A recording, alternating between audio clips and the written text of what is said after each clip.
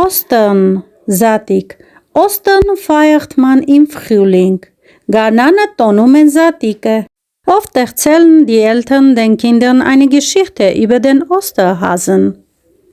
Հաճախ ծնողները պատմում են պատմություն իրենց երեխաներին զատիկի նապաստակի մասին. Und alle Kinder glauben, dass ein Hase die Ostereier bringt. Եվ բոլոր երեխաները հավատում են, որ նապաստակն է բերում զատիկի հավկիթները. Der Osterhase wohnt im Wald. Զատիկի նապաստակը ապրում է անտառում. Seine Kinder gehen in die Hasenschule. Նրա երեխաները գնում են նապաստակների դպրոց.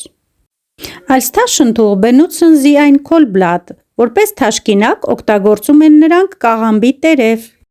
Der Osterhase legt Eier wie ein Huhn. Զատկի նապաստակը դնում է հավկիթները հավի պես.